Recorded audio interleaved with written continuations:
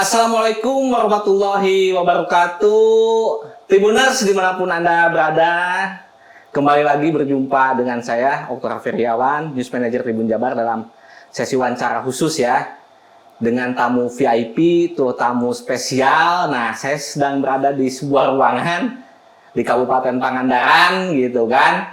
Nah, telah hadir di tengah-tengah kita, muda, energik, tapi prestasinya jangan ditanyakan ya. Berhasil memimpin organisasi lembaga penyelenggara pemilu 2019, 2020 dengan sukses dan berhasil. Nah, tidak afdol kalau saya yang memperkenalkan beliau gitu kan, biar beliau memperkenalkan sendiri gitu kan. Kita sapa yuk. Kita sapa sama-sama. Assalamualaikum, Kang. Waalaikumsalam warahmatullahi wabarakatuh. Kang Mangga, Akang teh saha. Siap, terima kasih sahabat-sahabat Tribuner yang saya hormati. Sampurasun, izin perkenalkan, nama saya Muhtadin, asli dari Kecamatan Langkap Lancar, Kabupaten Pangandaran. Sebagai apa, Kang teh? Saya sebagai Ketua Komisi Pemilihan Umum Kabupaten Pangandaran, kebetulan diberi amanah ini periode 2018 sampai dengan 2023. Oke. Nah, Tribuners ya, tadi beliau udah memperkenalkan sendiri ya. Beliau Kang Muhtadin sebagai Ketua KPU Kabupaten Pangandarannya. Nih, Tribuners, kita lihat ya di belakang ini ada beberapa apresiasi dari Bawaslu, KPU RI, kemudian ada KPU Jawa Barat juga atas prestasi yang berhasil diukir oleh Kang Muhtadin sebagai Ketua KPU dan reng-rengannya ya, beberapa komisioner. Artinya apa? Artinya memang pekerjaan beliau memimpin lembaga penyelenggara pemilu di Kabupaten Pangandaran ini cukup berhasil. Tapi di balik prestasi tentu ada hal-hal yang bisa kita korek nih. Ya, ada yang sedihnya mungkin, ada yang senangnya mungkin gitu kan. Satu persatu kita korek. Kang, di balik prestasi tentu ada cerita nih. Bisa diceritakan ke kita apa saja sih yang pengalaman yang akan lalui di penyelenggaraan pemilu di 2019 dan Pilkada 2020, maka Kang? Baik, terima kasih Kang. Sahabat-sahabat Tribuners, bahwa betul tadi disampaikan, alhamdulillah kami melaksanakan tugas sebagai ketua dan jajaran komisioner di KPU Kabupaten Pangandaran. Menurut pandangan kami alhamdulillah berhasil ya. Pertama, partisipasi tertinggi di Jawa Barat terutama Pilkada kemarin. Kalau ditanya soal apa yang pengalaman unik, pengalaman yang menarik bagi kami, tentu banyak hal. Pemilu 2019 dengan jumlah TPS 1.350 TPS di wilayah kerja kami, kebetulan Pangandaran ini kan ada kecamatan-kecamatan yang ini nih, yang di pelosok, yang di pegunungan. Iya.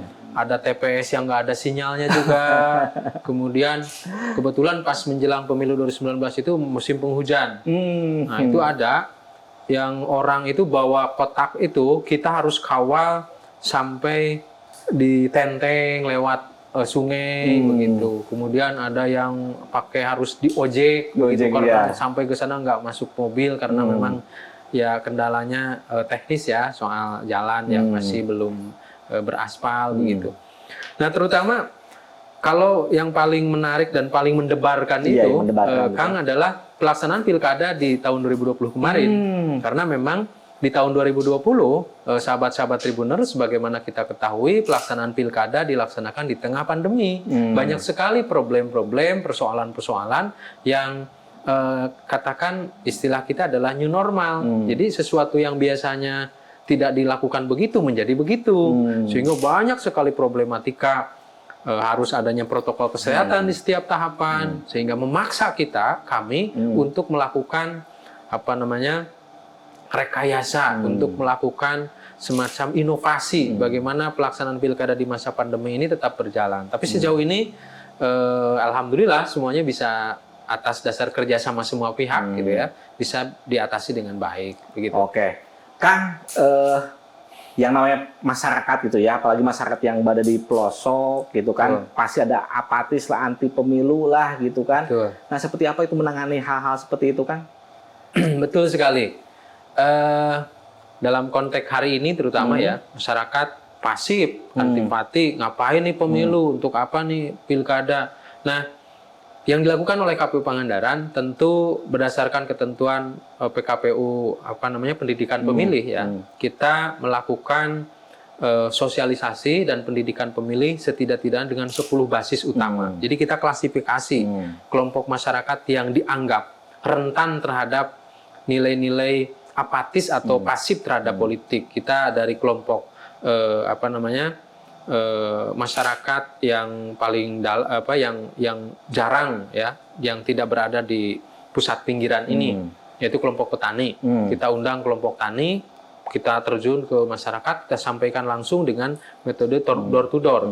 Apa dan bagaimana sesungguhnya pemilu itu dilaksanakan. Kemudian bagi kelompok-kelompok masyarakat disabilitas, kita sampaikan kepada mereka melalui sosialisasi kepada disabilitas, bagaimana kemudian sesungguhnya pemilu dan pilkada ini sesuatu yang penting bagi masyarakat, bagi kelompok muda, bagi kelompok perempuan, dan kita menggait para pemuka agama, para tokoh masyarakat. Jadi sebelum kita berharap partisipasi ini meningkat, kita lakukan assessment untuk menemukan capacity building. Ini kenapa ini terjadi seperti ini? Kelompok-kelompok masyarakat dengan basis budaya, basis agama, basis kelompok tradisi kebiasaan yang berbeda-beda. Ini kan ada nelayan, ada petani, tentu tradisinya berbeda.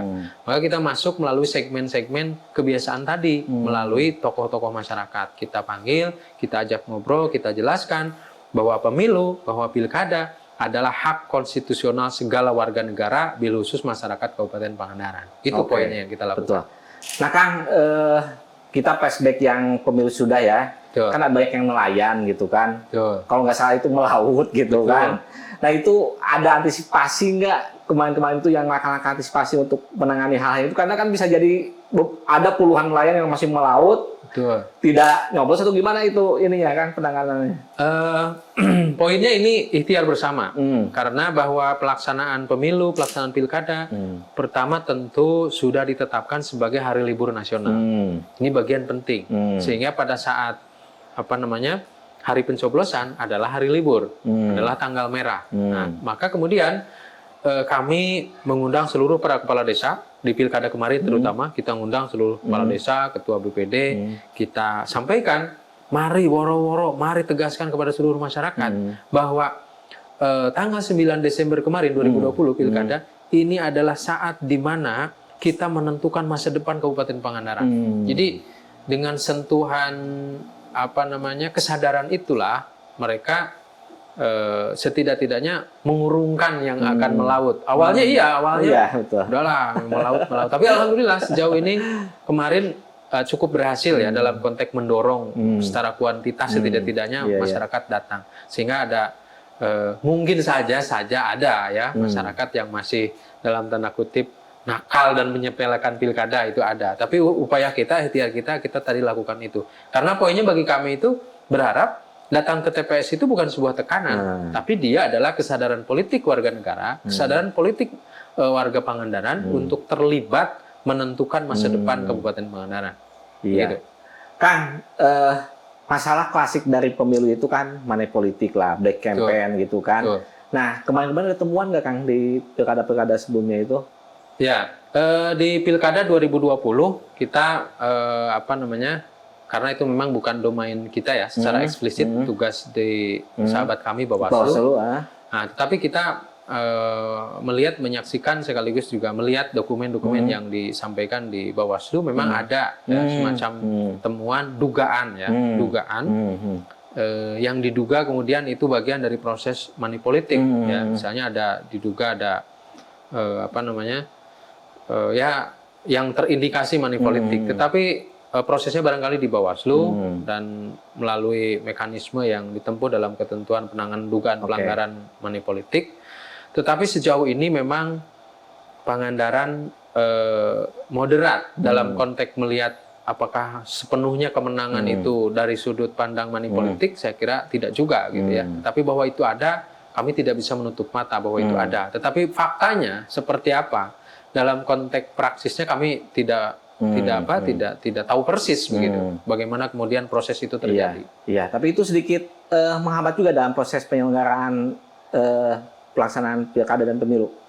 Dalam konteks proses tidak menghambat. Oh, tidak menghambat. Karena Oke. memang kalaupun ada mekanisme penanganan, dugaan pelanggaran, prosesnya seiring sejalan dilakukan oleh Bawaslu melalui klarifikasi, adjudikasi, atau juga dugaan pelanggaran rekomendasi ke Gakumdu. Tapi tidak ini ya, tidak mengganggu proses. Tidak mengganggu proses. Oke, Kang, sengketa Kang. Nih, kalau sengketa kemarin ada nggak? Karena kan calon ini awalnya bersatu gitu kan di periode pertama, kemudian kedua berpisah gitu kan. Dengan kekuatan massa, dengan kekuatan mungkin hal-hal lain yang sama-sama kuat gitu kan. Kemarin sempat terjadi ini enggak ya? Ada sengketa suara atau ini gitu kan? Betul. Pengalaman kita di pelaksanaan Pilkada 2020 kemarin, betul sekali, kami KPU Kabupaten Pangandaran, kita sebagai teradu artinya ada sengketa perselisihan hasil. Karena pada proses akhir kita di tengah berjalan lancar, sukses sampai dengan akhir. Nah, baru setelah penetapan kita digugat, keputusan kita digugat ke Mahkamah Konstitusi dengan PHPU, perselisihan hasil pemilihan. Lalu kemudian bagi kami ketika digugat ke perselisihan hasil ke Mahkamah Konstitusi, bagi kami adalah karena ini bukan didasarkan kepada sebuah pelanggaran, tetapi justru ujian kapasitas dan juga ujian integritas kami dalam melaksanakan tugas. Bukan semata-mata karena melihat ada pelanggaran itu ini segala macam. Dan kita buktikan di Mahkamah Konstitusi, justru dalam keputusan putusan pendahuluan kami lolos, kami tidak dianggap ada pelanggaran di situ. Nah, perkara ada perselisihan, ada gugatan ke MK, bagi kami anggap itu hak konstitusional. Nah, dan kami buktikan kerja-kerja kami seperti apa. Tidak ada, misalnya ada pergeseran suara yang dilakukan oleh penyelenggara, kami clearkan. Dari mulai TPS, PPS, PPK sampai pleno di tingkat kabupaten kota, kami lakukan clear seclear-clearnya. Tidak ada upaya-upaya untuk kemudian melakukan kecurangan terhadap proses tersebut. Jadi clear proses akhir, kami diputus gugatan ditolak. Oke. Dari penyelenggara sendiri kan dari mulai tingkat KPPS, PPS, kemudian PPK, itu sempat ada laporan, wah kami rada ini nih, ada intimidasi atau ada apalah, kami agak kesulitan nih dalam pelaksanaan itu. Ada nggak laporan situ sebelumnya? Sejauh ini tidak ada. Oh, tidak ada. Tidak ada. Iya. Tidak ada. PPK, PPS, KPPS semuanya tidak ada indikasi tekanan, indikasi intimidasi, tidak ada. Oke. Di belakang tadi saya sempat baca nih ada yang dapat penghargaan terbaik sejauh Jawa Barat, Sirkap, Kang. Ya. Awal tahun 2020 Sirkap itu mulai dipakai gitu kan aplikasi Sirkap. Ada kendala nggak dalam penggunaannya? Secara prinsip Sirekap itu aplikasi terhadap penggunaan teknologi dalam proses rekap. Prinsip utamanya itu. Iya. Ditanya apa ada kendala? Tentu ada, yaitu berkenaan dengan jaringan tadi. Ya, kami itu tersebar di beberapa kecamatan, ada yang setidaknya ada 3 atau 4 desa yang masih blank spot gitu. Nah, di lokasi TPS-nya terutama, karena Sirekap ini kan basisnya di tingkat TPS begitu. Nah, tetapi sejauh ini ikhtiar kami kira-kira lokasi TPS kita tempatkan di yang ada sinyalnya.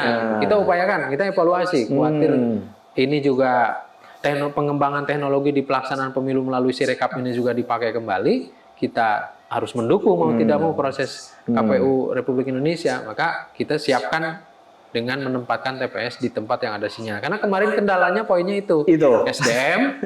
Karena kan orang KPPS dipaksa harus ada 1 atau 2 orang yang memahami IT. Bahkan menjadi prasyarat pendaftaran bagi kami dulu. Instruksikan demikian. Yang kedua, kondisi kemajuan fasilitasnya yang memang masih dianggap belum maksimal. Begitu. Oke. Next, berarti itu harus ada langkah antisipasi menuju itu. Udah dilakukan saat ini. Karena 2020 ke depan ada 2024 pemilu gitu kan. Ya. Penggunaan Sirkap ini kemungkinan bisa digunakan juga kan di 2024. Nah, langkah antisipasinya udah mulai di mapping nggak ini? Ini misalnya tahun lalu ini tidak ada sinyal, otomatis tahun selanjutnya ini harus digeser nih agak ke daerah-daerah. Betul. Agak ada sinyal, udah dilakukan atau belum kan? Ya. Langkah antisipasi menjelang pemilu 2024, terutama terkait dengan penggunaan Sirekap, tentu juga kami sebagai Satker KPU Kabupaten Kota tunduk patuh pada dan tegak lurus pada perintah KPU Republik Indonesia atas nama undang-undang. Tentu yang kita lakukan di KPU Kabupaten Pangandaran, kita pertama melakukan pemetaan terhadap kondisi lokasi TPS kaitan dengan persoalan tersedianya sinyal. Nah, itu yang kedua adalah kita mencoba melakukan pemetaan terhadap dukungan fasilitas. Jadi nanti KPPS itu betul-betul harus memiliki alat gadget atau HP yang memang mendukung terhadap aplikasi tersebut secara maksimal. Yang ketiga, ini ada dorongan terhadap memaksimalkan bimbingan teknis terhadap petugas KPPS yang memegang aplikasi, satu atau dua orang yang memang ditunjuk memegang aplikasi tersebut, diberikan BIMTEK khusus yang kemudian secara matang. Nah, jadi BIMTEK-nya tidak hanya untuk satu orang, kita upayakan BIMTEK untuk KPPS itu tambah gitu. Oke. Artinya udah langkah-langkah antisipasinya udah dilakukan dari sejak ini ya. Iya. Kang, kemarin beberapa hari yang lalu KPU bersama dengan Kemendagri sudah dipanggil rapat kerja dengar pendapat oleh Komisi 2. Beberapa rumusan juga udah disepakati, tinggal diundangkan gitu, tinggal ketok palu, Kang. Nah, sekarang kan yang lagi disiapkan KPU Pangandaran gitu kan, untuk ke pemilu 2024 ya, kada serentak juga 2024. Apa yang sudah dilakukan saat ini, sedang atau yang sudah dilakukan saat ini? Tahapan pelaksanaan persiapan pemilu tahun 2024, kita sedang menunggu tahapan PKPU. Menunggu diundangkannya PKPU. Hari ini kita KPU Kabupaten Pangandaran melakukan beberapa tahapan yang dilakukan. Pertama, kita lakukan konsolidasi internal. Konsolidasi internal itu menyangkut soal peningkatan kapasitas SDM di internal KPU Kabupaten Pangandaran bagi komisioner, bagi pejabat struktural, sekretaris, para kasubag, dan juga staf pegawai di lingkungan KPU. Pengetahuan peningkatan kapasitasnya dalam konteks pertama, kemampuan teknis penyelenggara. Apa saja yang akan dihadapi kita matangkan betul. Kemampuan-kemampuan personalnya kita matangkan betul. Yang kedua adalah kemampuan manajerial. Kemampuan manajerial itu mau tidak mau pemilu 2024 ini adalah sebuah tahapan besar, mega proyek pelaksanaan pemilu di Republik Indonesia ini. Maka tahapannya sangat bertumpuk-tumpuk. Maka kemampuan manajerial itu menjadi penting untuk kami matangkan gitu ya. Kemudian yang ketiga adalah kompetensi sosiokultural. Bagaimana kemudian kami sebagai penyelenggara pemilu tetap menjaga integritas, tetapi kemudian kita harus melakukan koordinasi baik dan kolaborasi strategis dengan seluruh stakeholder penyelenggara pemilu, baik unsur pemerintah daerah, baik unsur partai politik, unsur masyarakat, tokoh dan lain sebagainya. Nah, sehingga itu yang kemudian yang kedua adalah konsolidasi eksternal. Konsolidasi eksternal itu melakukan koordinasi, konsolidasi dengan pemangku kepentingan, pemerintah daerah, dengan kelompok-kelompok masyarakat, dengan Bawaslu dan lain sebagainya. Nah, itu yang kita lakukan dan kita upayakan. Ke pertanyaan selanjutnya, Kang, 2024 gitu kan, pilkada serentak gitu kan, pemilu serentak gitu kan, udah mapping nih hambatan apa yang akan dihadapi dan langkah antisipasi yang sudah dilakukan, yang akan dilakukan nanti seperti apa? Siap. Isu strategis utama yang coba kita petakan setidak-tidaknya ada 5 isu ya. 5 isu, oke. Pertama adalah berkaitan dengan persoalan tahapan pendaftaran, verifikasi dan penetapan partai politik. Itu sangat strategis sekali. Bagaimana kemudian hari ini kita lakukan konsolidasi. Langkah pertama kita kunjungi partai politik, kita jelaskan setidak-tidaknya ketentuan pasal 173 Undang-Undang 7 tahun 2017 tentang persyaratan pendaftaran partai politik. Mereka harus punya apa saja, syarat administrasinya harus apa saja, kita jelaskan kepada mereka. Itu langkah antisipasinya. Kemudian berkenaan dengan pemetaan daerah pemilihan. Dapil ini kan isu strategis bagi partai politik, bagi masyarakat, terutama tokoh masyarakat, warga masyarakat yang akan maju dalam pelaksanaan pileg nanti, pemilu serentak ini. mendapatkan pengetahuan mendasar, yaitu apa sih dapil, ada berapa kecamatan, ada berapa desa di dapil tersebut. Nah itu. Kemudian yang kedua adalah berkenaan dengan desain penegakan hukum pemilu. Tadi persoalan pendaftaran partai politik dan dapil. Yang kedua adalah penegakan hukum pemilu. Nah dalam penegakan hukum pemilu itu kan ada 3 jenis ya. Pertama pelanggaran administrasi, yang kedua pelanggaran kode etik, yang pelanggaran pidana pemilu, dan juga pelanggaran hukum lain. Kita jelaskan kepada mereka, kita lakukan sosialisasi agar kemudian tahapan pemilu 2024 nanti masyarakat, partai politik, peserta pemilu, pemilih semuanya memiliki pengetahuan mendasar. Kalau saya melakukan ini pelanggaran loh. Kalau saya melakukan kecurangan, ini pelanggaran ini loh. Kita jelaskan jenisnya. Pelanggaran administrasi adalah pelanggaran terhadap tata cara dan proses. Jadi partai politik, peserta pemilu nggak boleh melakukan itu karena sanksinya jelaskan ini. Nah kemudian bagi penyelenggara pemilu ada pelanggaran kode etik, nggak boleh melakukan kecurangan, sanksinya ini.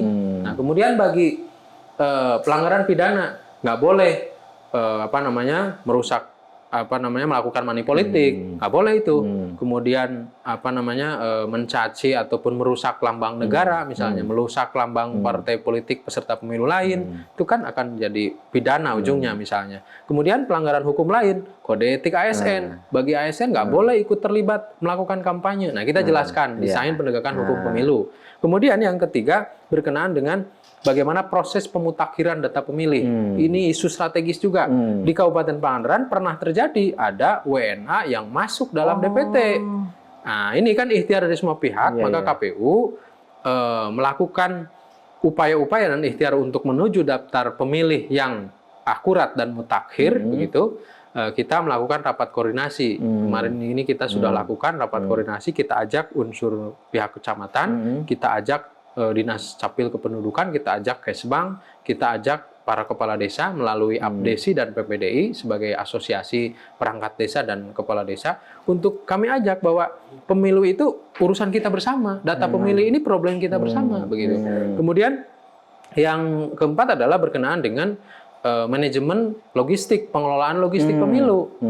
Pengelolaan logistik dari mulai pengadaan logistik sampai dengan distribusi kepada tingkat PPS, KPPS, itu problem semua. Kalau tidak tepat waktu, kalau tidak tepat jumlah, kalau surat suara tertukar, kalau rusak, itu kan problem semua. Nah, kita tentu melakukan persiapan-persiapan teknis dengan mematangkan SDM tadi, kemudian juga dengan berkolaborasi dengan pihak-pihak eksternal, stakeholder penyelenggara pemilu, TNI, Polri, pemerintah daerah, kemudian memohon untuk ada dukungan-dukungan teknis dan lain sebagainya. Dan yang kelima adalah berkenaan dengan sosialisasi dan pendidikan pemilih. Targetnya kita menghadapi tri sukses. Pertama sukses administrasi, yang kedua adalah sukses tahapan. Tahapan dilaksanakan sesuai dengan jadwal program yang telah ditetapkan. Dan yang ketiga adalah berkenaan dengan sukses hasil. Bagaimana kemudian masyarakat menghasilkan wakil-wakil rakyat, pemimpin-pemimpin rakyat yang sesuai dengan harapan masyarakat. Dan kuncinya ini disosialisasi, di pendidikan pemilih. Karena dengan pendidikan pemilihlah akan lahir pemilih-pemilih yang rasional, yang cerdas untuk menentukan pilihan-pilihan mereka, begitu. Oke. Ke internal, Kang. Nanti tim Akang dan komisioner gitu ya, KPU dan seluruhnya anggota, ketua dan juga anggotanya akan dihadapkan dengan boleh dikatakan akan lebih gawenya itu akan lebih padat dan lebih ribet gitu kan. Nah, kesiapan dari komisioner KPU sendiri sudah siap untuk melaksanakan tahapan-tahapan yang serentak ini. Siap, tentu kami KPU Kabupaten Pangandaran, jajaran komisioner, kami berlima ya, sudah sangat siap menghadapi tahapan yang akan segera kita mulai. Dimulai dengan tahapan terbesar pendaftaran partai politik, kita sudah siap sekali. Bagaimana kita setiap hari, setiap saat agenda sharing knowledge, pemahaman, persepsi bersama, dan terutama yang paling penting kesiapan kami berlima dan jajaran komisioner dan jajaran pejabat struktur adalah menghormati dan menempatkan bahwa rapat pleno adalah institusi penting dalam lembaga yang dikelola secara kolektif kolegial. Jadi keputusan kami itu nggak keputusan personal. Kami keputusan berlima. Kami keputusan pleno. Apapun, menghadapi tahapan apapun, sekecil apapun yang menyangkut soal keputusan lembaga, kami tetapkan dalam rapat pleno musyawarah. Gitu. Oke. Terakhir Kang, harapan Akang untuk atau imbauan lah ya, imbauan dan harapan Akang untuk pelaksanaan pilkada bukan pilkada, pemilu 2014 apa Kang? Silakan Kang disampaikan Kang. Siap. Harapan kami, sahabat-sahabat Tribuners, juga seluruh masyarakat Kabupaten Pangandaran yang menyaksikan tayangan ini, kami berharap pertama bahwa pemilu adalah sarana kedaulatan rakyat untuk memilih presiden, wakil presiden, DPR RI, DPD, DPR provinsi, dan DPRD kabupaten kota secara langsung dan demokratis berdasarkan Pancasila dan Undang-Undang Dasar 45. Poinnya adalah bagaimana pemilu ini sebagai sarana alat untuk menuangkan kedaulatan rakyat. Kedaulatan adalah di tangan rakyat, itu perintah konstitusi.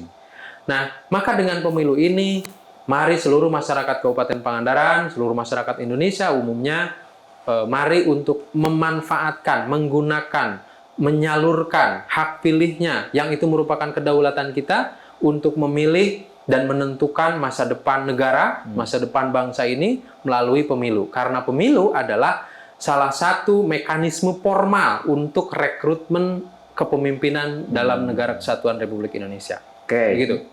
Yang jelas jangan sampai tidak ikut pencoblosan nanti lah ya. Optimis presentasi keikutsertaan pemilunya meningkat kan? Siap, kami sangat optimis. Mudah-mudahan dan mohon doa dari semuanya. Oke. Bicara target nih, berapa persen? 100% kah? Atau berapa? Kita sih berharap mudah-mudahan bisa di atas berapa persen? 80% lah. Oh, di atas 80%. Mudah-mudahan bisa 80%. Berarti meningkat atau dari pelaksanaan sebelumnya? Harapannya meningkat. Meningkat. Kemarin kan di pemilu sebelumnya sekitar itu, tapi sekitar kami berharap 80%. Oke. Jadi memang harus didukung ya masyarakat. Ingat tadi kedaulatan di tangan rakyat. Manfaatkan pemilu ini dengan datang ke TPS, menentukan nasib daerah dan juga nasib bangsa ini, Kang ya. Betul. Tribuners tadi begitu lugas, begitu lengkap lah ya yang dijelaskan oleh Kang Muhtadin ini sebagai ketua KPU. Betul apa yang saya katakan tadi, muda, energi, berprestasi gitu ya. Usianya masih 36 tahun, bayangkan ketua KPU salah satu ketua KPU termuda di Jawa Barat bahkan di Indonesia, tapi sudah berprestasi luar biasa gitu ya. Tribuners, demikian wawancara khusus saya dengan Pak Muhtadin SHI Pak ya. Mudah-mudahan pelaksanaan penyelenggaraan tahapan-tahapan dari pemilu pilkada di Kabupaten Pangandaran ini sukses Kang. Ya, mudah-mudahan. Sampai ketemu lagi di kesempatan yang lain, di wawancara khusus yang lain bersama dengan tokoh-tokoh VIP lainnya, tokoh-tokoh spesial lainnya di acara wawancara khusus Tribuners. Saya Okta Feriawan mewakili seluruh staf redaksi dari Tribun Jabar, tribunjabar.id, tribuncerbon.com. Pamit, sampai ketemu lagi dalam kesempatan. Wassalamualaikum warahmatullahi wabarakatuh.